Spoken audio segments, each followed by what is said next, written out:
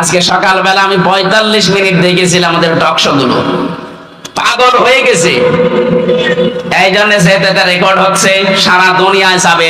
এটা শুধু এখানে সীমাবদ্ধ নেই। এই জন্য কথাগুলো বললাম, যারা এই ষড়যন্ত্রে মেতে আছেন, কিছু দালাল মিডিয়া সহ, আপনারা থামবেন। হাওয়া দিয়ে উস্কানি দিয়ে মানুষদেরকে বিপদে ফেলে দিয়েন না। হাজারো মানুষ কিন্তু জীবন হারাবে এই উস্কানিতে পা দিলে। আমরা এরকম কোন উস্কানিতে, ফেসবুকের কোন উস্কানিতে পা দেব না ইনশাআল্লাহ। আমরা যেন জালেম না হই, মাজলুম থাকি। আল্লাহ আমাদেরকে মাজলুম বানান, জালেম না বানান। বলেন আমিন। দরুদ আর সালাম পাঠ করার মাধ্যমে আমরা আরম্ভ করছি। সূরা নাহাল 112 নম্বর আয়াতটা পড়েছি। বাংলাদেশের সাথে আয়াতটা মিলিয়ে আমি একেবারে খাপের খাপ এই জায়গায় মিলাবো, তারপরে যাব। আল্লাহ পাক বলেন, দরাবাল্লাহু মাসালান ক্বরিয়াতান কানাত আমিনাতাম মুতমাইন্না। আমি একটা গ্রামের উদাহরণ দিচ্ছি তোমাদের সামনে। কে বলছেন? আল্লাহ বলেন, একটা গ্রামের উদাহরণ তোমাদের সামনে দিলাম। কি ছিল সেই গ্রামে? দুইটা কথা আয়াতে আল্লাহ দিলেন। কানাত আমিনাতাম মুতমাইন্না। এক নম্বরে সেই গ্রাম ছিল নিরাপদ, 2 নম্বরে ছিল নিশ্চিন্ত। এমন একটা গ্রামের কথা আল্লাহ কোরআনে কারিমে আয়াতে আমাদেরকে শোনাচ্ছেন। যে গ্রামের বৈশিষ্ট্য পেলাম কয়টা?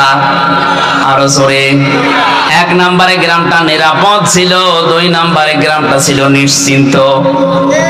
1947 আগে আমার মনে হয় বাংলাদেশ এরকম একটা বিষয় পার করেছে। কথা বোঝেন?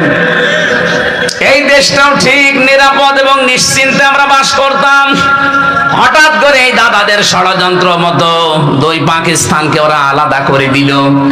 নিজেরা আলাদা হয়ে আমরা 2টাকে এক করে আমাদের আলাদা করে দিল। এরপরে তো আমাদের নিরাপদ এবং নিশ্চিন্ত জীবন উঠে গেছে। সব চাইতে বেশি উঠে গেছে। এর পরের শব্দে দেখেন, ইয়াতিহা রিজকুহা রাগাদাম মিন কুল্লি মাকান। 1947 আগ পর্যন্ত, যদিও এটা বাংলাদেশ সম্পর্কে না, এটা কাবা শরীফ নিয়ে আল্লাহ জানিয়েছেন। মক্কা, তাফসীরে ইবনে কাসিরের ভেতরে মক্কা এই শব্দটা দেওয়া আছে। মক্কা তো এত নিরাপদ ছিল, তামাম দুনিয়ার ভেতরে ওই সময় এত নিশ্চিন্ত ছিল, বাইরের মানুষগুলো এখানে এসে নিরাপদ এবং নিশ্চিন্তে বাস করত। তামাম দুনিয়ায় 257টা রাষ্ট্র। 1947 সালের আগ পর্যন্ত আমি ইতিহাস যা পড়েছি, যারা মুরব্বী আছে জিজ্ঞেস করবেন, এই দেশেও নিরাপদ এবং নিশ্চিন্তে বাস করা যেত। ষড়যন্ত্র করে আমাদেরকে এমন একটা অবস্থায় 2টা জিনিস ওরা তুলে দিয়েছে। আজ আর নিরাপত্তা নেই, আমরা নিরাপদ না। 2 নম্বরে আমরা নিশ্চিন্তে বাসও করতে পারি না। আমাদের কাছে রিজিক, উপকরণ, জীবন উপকরণ যেগুলো আল্লাহ বিভিন্ন জায়গা থেকে পাঠাতেন, বিশ্বের বিভিন্ন জায়গা থেকে আমাদের রিজিকের ব্যবস্থা হতো। কারণ ওই সময়ের মানুষের ঈমান আর 2024 সালের ঈমান এক না। এই কথা বলে না কেন? ওই সময় আপনি ইতিহাস পড়েন বাংলাদেশের, ফজরের নামাজের পরে অনেকেই বাড়িতে কোরআন শরীফ তেলাওয়াত করে এরপরে কাজে কামে হাত দিত। কোরআন পড়লেই না, তারা কোরআনে কারিম বোঝার চেষ্টা ছিল। যা পড়তো ওটা প্র্যাকটিক্যাল লাইফে মিলাতো। 24 সালে এসে এখন আর ওইটা নেই। সকালবেলা শুরু হয় অনেকের বাড়িতে গান দিয়ে। কথা বলেন না কেন? আমরা আবার ওই পুরনো ঐতিহ্যে ফিরে যেতে চাই। ফজরের নামাজ অন্তত জামাতে পড়ার পরে নারী পুরুষ বাড়িতে হোক, যেখানে হোক, আল্লাহর কোরআন দিয়ে দিন শুরু হবে। কারা কারা এটা মেনে নিতে পারেন দেখি তো? লিল্লাহে তাকবীর। এই হাত তোলেনিকে দেখেন তো। আলহামদুলিল্লাহ। থাক, এই মাহফিল সাকসেস হবে যদি সকাল থেকে আমল শুরু হয়। আর এটা করার জন্য আপনারা এই মাদ্রাসা প্রতিষ্ঠা, এখানে কোরআন শেখানো হয় না। সুতরাং আমি আশা করব ছেলেদেরকে মেয়েদেরকে অভ্যাস গড়ে তুলতে হলে এরকম জায়গায় দেবেন।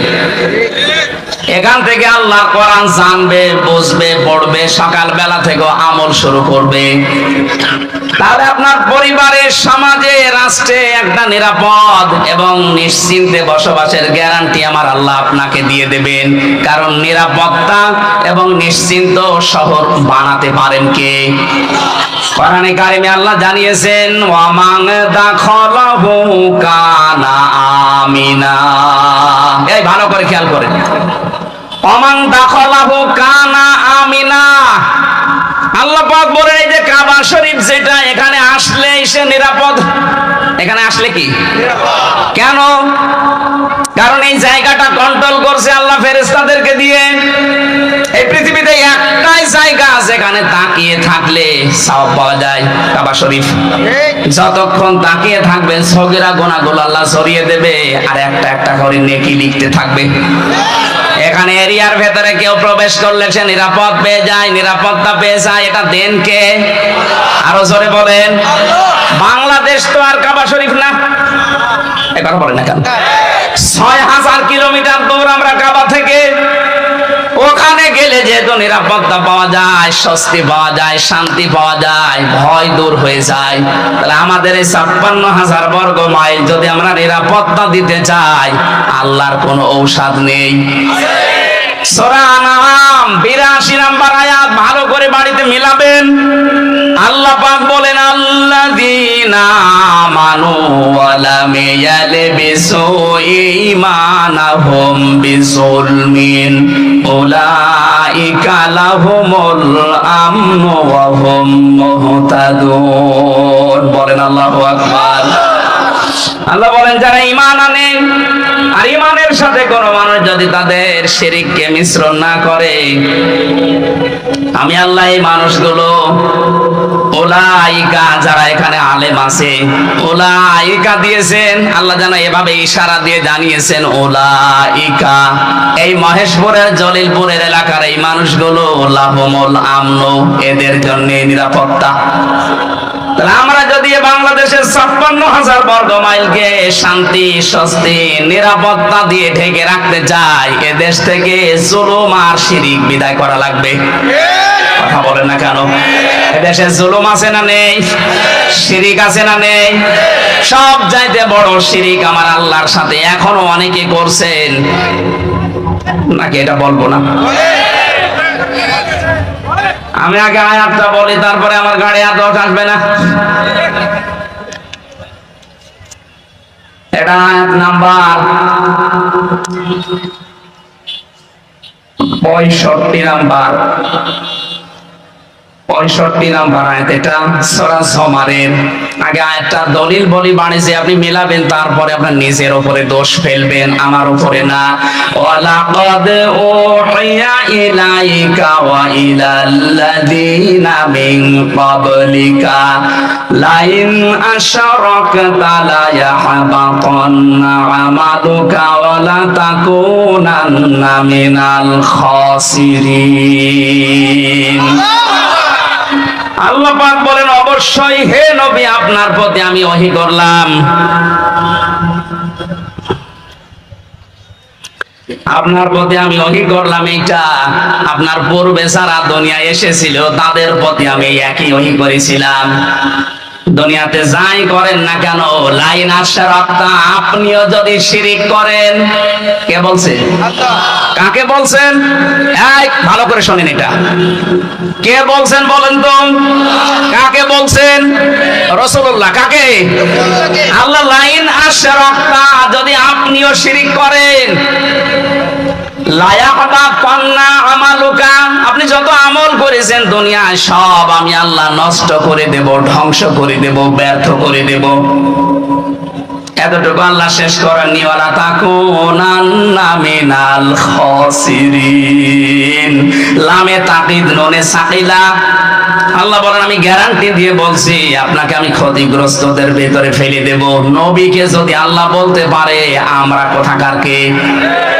এবার আসেন একটা আমাদের দিকে নিয়ে যায়, এক কথায় জবাব দিচ্ছি। এই এদিকে তাকান। আল্লাহ যেটা পারে ওইটা অন্য কেউ পারে, এই বিশ্বাস করার নাম শিরিক। বিশ্বাস করার নাম, আরো জোরে, শিরিক যে করে সে মুশরিক। কথা বলে না কেন? ইন্নাহু মাইয়ুশরিক বিল্লাহ, যে ব্যক্তি শিরিক করবে, ফাকাদ হারামাল্লাহ, তার জন্য আল্লাহ হারাম করে দিয়েছেন আলাইহিল জান্নাহ, জান্নাতকে, মাওয়াহুন নার, তার স্থান একটা জায়গা আছে, তার নাম আগুন। তার নাম কি? ওমালিজ জালিমিনা মিন আনসার।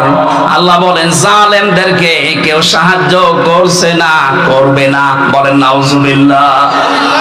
এবার আমরা কি নিতে পারি এখান থেকে? আল্লাহ যেটা পারে ওইটা অন্য কেউ পারে, বিশ্বাস করার নাম শিরিক। শিরিক যারা করে তারা, এইবার জোরে বলেন, এ দেশ চালাতে পারে আল্লাহর আইন দিয়ে। আল্লাহ জানিয়েছেন আলা লাহুল খালকু ওয়াল আমরু, আমি বানিয়েছি এই পৃথিবী, আমার আইন এখানে চলবে।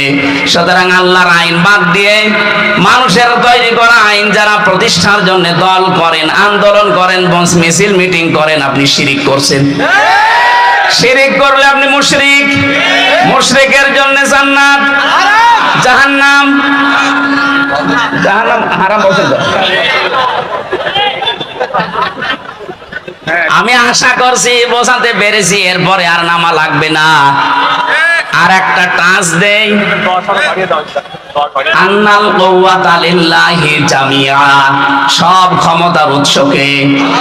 আরো জোরে বলেন, যে যারা বলে ক্ষমতার উৎস জনগণ, তারা শিরিক করছে। শিরিক করলে লোকটা মুশরিক হয়ে গেলে লোকটা, আর কি বলা যায় বলেন তো? এরপরেও যদি কোনো মানুষ শিরিক না ছাড়ে, কিয়ামত পর্যন্ত আপনি চেষ্টা করলে এ দেশকে নিরাপত্তা দিতে পারবেন না। আল্লাহ নিজে জানাচ্ছেন যারা ঈমান আনে আর ঈমানের সাথে শিরিক মিশ্রণ না করে, শিরিক মিশ্রণ যারা না করে, তাদেরকে আমি নিরাপত্তার দায়িত্বে নিয়ে নিলাম, তারাই নিরাপত্তার হকদার। সুতরাং যত ষড়যন্ত্র বাইরের দেশ থেকে চলছে, যারা করাচ্ছে, এই সবগুলো থেকে মুক্ত হওয়ার জন্য এখন এদের শিরিক মুক্ত করা লাগবে। নিজেরা শিরিক করব না, কেউ করলে করতে দেব না। বলেন, বিশেষ করে আমরা ৯৬% মুসলমানেরা, অন্য জাতি যারা আছে ৪% তারা করে গা, ওদের দ্বারা কিছু হবে না। আমরা মুসলমান হয়ে যদি আমরা শিরিক করি, এ দেশ আল্লাহ অস্থিতিশীল বানিয়ে দেবে। কথা বলেন ঠিক কিনা? আল্লাহ পাক বলেন আমি রিজিক পাঠাতাম বিভিন্ন জায়গা থেকে তাদের কাছে, কিন্তু তারা সব চাইতে বড় নাফরমানি করেছিল। ফাকাফারাতে বিআনউমিল্লাহ, আমি আল্লাহর নিয়ামতকে তারা ঢেকে ফেলেছিল, গোপন করেছিল। এবার আপনি এই 53 বছর মিলান, সূরা ইব্রাহিমের ভেতরে আছে। আল্লাহ রাব্বুল আলামিন বলেন আলাম তারা ইলাল্লাযীনা বাদদালু নি'মাতাল্লাহি কুফরা ওয়া আহাল্লু কওমাহুম দারাল বাওয়ার জাহান্নামা ইয়াসলাউনাহা ওয়া বিসাল করার। নবী আপনি কি ওদের দিকে দেখেননি যে মানুষগুলো আল্লাহর নিয়ামতকে বদল করে ফেলেছিল, পাল্টিয়ে ফেলেছিল? এদেশে আল্লাহর নিয়ামত এই, আমি একটা একটা করে প্রায় 500টা বলতে পারবো। এখন একটা বলছি, পর্দায় থাকা মেয়েদের জন্য এটা নিয়ামত কিনা বলেন তো? বলেন বলেন। মানুষ আমরা যত খারাপ হই, পর্দাওয়ালা মেয়ে লোক দেখলে হয় আপা, নাই খালা, নাই মা বলে ডাকে। কথা বলে না কেন? বেপর্দা মেয়ে লোক দেখলে আগেই ডাকবে ভাবি। এটা আপনাকে আল্লাহ নিরাপত্তার চাদর থেকে বের করে দেবে। আল্লাহর এই নিয়ামত কাজ পাল্টাতে অনেকে পর্দার বিরুদ্ধে পর্যন্ত ফতোয়া দেয়, নিজে তো পর্দা করেই না, আরো পর্দা যেন না থাকে সেই ব্যবস্থা করার চেষ্টা চলছিল। আল্লাহ আমাদের হাতে ধরে বাঁচিয়েছেন। কথা বলেন ঠিক কিনা? আল্লাহর যত নিয়ামত, তার ভেতরে 2 নম্বরের নিয়ামতের নাম রাসূলুল্লাহ। সূরা আলে ইমরানের 164 নম্বর আয়াতে দলিলটা আছে, লাকাদ মান্নাল্লাহু আলাল মুমিনিন। আল্লাহ পাক বলেন অবশ্যই মুমিনদের উপরে আমার যত দয়া, বদন, অনুগ্রহ, তার 1 নম্বরে আমি একজন রাসূল পাঠিয়েছি। ওই জামানায় তারা আল্লাহর নিয়ামতকে ঢেকে ফেলেছিল, রাসূলুল্লাহকে পর্যন্ত দেশ থেকে তাড়িয়ে দিয়েছিল। কথা বলেন ঠিক কিনা? এখন প্রশ্ন আসতে পারে সে 1500 বছর আগের কথা, এখন রাসূলুল্লাহকে তাড়িয়ে দেয় না, মানে রাসূলুল্লাহ এখন নেই, কিন্তু তার আদর্শ আছে না নেই? এই কথা বলে না কেন? আদর্শগুলো যারা আজ বিদায় করে দিতে চায়, এ দরবেশ রাসূলুল্লাহর আদর্শকে বিদায় করতে গিয়ে নিজে দাড়ি কেটে নম হয়েছিল।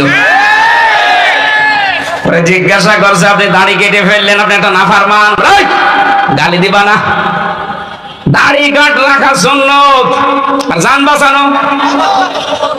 আমি সুন্নত ফেলে দিয়েছি জান বাঁচানোর জন্য, কিন্তু বাঁচতে পারলাম না, নৌকা আমারে ধরিয়ে দিয়েছে। এরা আল্লাহর নিয়ামতকে উলট পালট করে ফেলেছে। ওয়াহাল্লু কওমাহুম দারাল বাওয়ার, ওরা জাহান্নামের দিকে জাতিকে পরিচালিত করেছে মূর্তি পূজার মাধ্যমে, বাবা পূজার মাধ্যমে। আপনি দেখেন না কেন 15.5 বছরে মিলে যাচ্ছে না? ওয়াহাল্লু কওমাহুম দারাল বাওয়ার, তারা কওমকে জাতিকে জাহান্নামের দিকে পরিচালিত করছিল। ইয়াসলাউনাহা, সেখানে তারা থাকবে চিরকাল। বিসাল করার, কত নিকৃষ্ট জায়গা সেটা। জালেমদের পরিণতি এখন দেখেন প্রায় জাহান্নাম হয়ে গেছে। আরো জোরে বলেন, আগামীতে কেউ যদি জুলুম করে তাদের পরিণতি আল্লাহ ঠিক এইটাই করবে। এজন্য শেষে দিয়েছেন ওয়াবিসাল করার।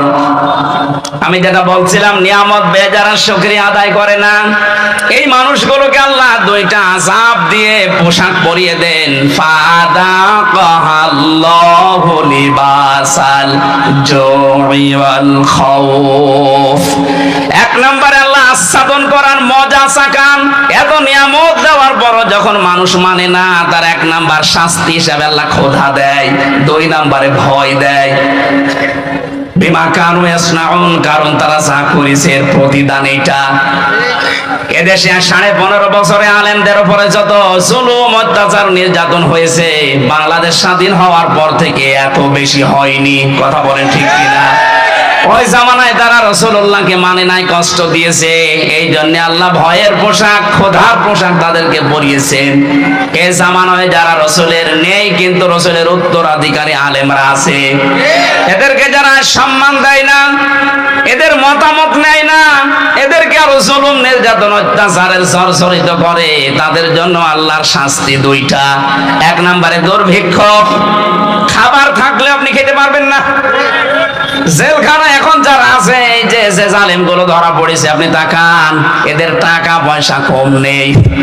এই যে আমো সাহেব টাকার উপরে ঘুমাইতো, কর্নেল ফারুক খান, ওর খাটের নিচে কত টাকা পাওয়া গেছে। সব চাইতে বড় ধনী বাংলাদেশে এই দরবেশ, অথচ এখন আমাদের মতো এই মাটিতে এখন শুয়ে আছে ফ্লোরে। বাইরের থেকে যদি কেউ টাকা পয়সা তাদের জন্য না পাঠায়, জেলে যে অবস্থা দেখেছি, ও এমনি টেনশনে মরে যাবে। আল্লাহ রাব্বুল আলামিন জানিয়েছেন এইটাই, যে যারা আমার নিয়ামত পাওয়ার পরে শুকরিয়া আদায় করে না, এই মানুষগুলোর জন্য আমি আল্লাহ 1 নম্বরে ক্ষুধা, অভাব, দুর্ভিক্ষ, 2 নম্বরে ভয়, এটা আমি ঢুকিয়ে দেই, জাতির সামনে যেন এইটা না আসে। এবার আসেন আয়াতের তাফসিরে প্রবেশ করছি, ঐতিহাসিক প্রেক্ষাপট। নবীজি বলেন, আমি যখন জিবরাইলের সাথে উপরে যাচ্ছিলাম আল্লাহর সাথে দেখা করার জন্য মেরাজে, আকাশে ওঠার সময় দেখলাম কিছু মানুষ, কিছু পিপিলিকা উপরে উঠতেছে, কালো কালো, আবার কালো কালো পিপিলিকা নামতেছে। জিজ্ঞাসা করলাম, আখে জিবরাইল, হে ভাই জিবরাইল, কালো কালো কি ওঠে, কালো কালো কি নামে? ফেরেশতা বলে, হে নবী, আপনার উম্মতের আছে অপরাধ করে, গুনাহ করে, পাপ করে, পাপগুলো কালো পিপিলিকা হয়ে উপরে যাচ্ছে। আর ওই যে নামতেছে ছোট ছোট পিপিলিকা, আল্লাহ পাক এই পাপের কারণে দুনিয়ায় যে আযাব গজব গুলো পাঠাবে, ওইগুলো পিপিলিকা আকারে যাচ্ছে। এই আয়াত থেকে প্রমাণ হয়, দুনিয়াতে আমরা যা করি এই গুনাহর কারণে আল্লাহ আমাদের জন্য শাস্তি নির্ধারণ করে পাঠায়। এজন্য এমন কোন অপরাধ গুনার কাছে নিজেদেরকে জড়াবো না, যে গুনার কারণে আল্লাহ আমার উপরে আবার গজব নাজিল করে। কথা বলে ঠিক কিনা? সবচাইতে বেশি গজব নাজিল হয় মানুষের এই অশ্লীলতার কারণে। এটা এখন আমাদের হাতের ভেতরে শুয়ে গেছে। ইন্ডিয়ায় যে পুনাপ করা পত্রিকা, আকাশ আকাশ সংস্কৃতির নামে মোবাইল, কম্পিউটার, টেলিভিশন আকাশ সংস্কৃতিতে যেগুলো পাঠাচ্ছে, এর দ্বারা সবচাইতে বেশি ক্ষতি হচ্ছে মানুষের চরিত্রের। আরো জোরে বলে, আমরা গোপনে যে গোনাগুলো আজ করছি, এই গোপন গোনার কারণে আল্লাহ কিন্তু শাস্তি পাঠাবে। আপনি দলিল হিসাবে সূরা রুমের 41 নাম্বার আয়াতটা দেখতে পারেন। যাহারাল ফাসাদু ফিল বাররি ওয়াল বাহার বিমা কাসাবাত আইদিন নাস। আল্লাহ বলেন, জলে স্থলে যে বিপদ আপদগুলো দেখতে পাও, বিশৃঙ্খলা, একটাও আমি পাঠাই না, এগুলো সব তোমাদের হাতের কামাই করা ফসল। সুতরাং আমরা গোনা করলে আমাদের কপাল নষ্ট হবে। কথা বলেন ঠিক কিনা?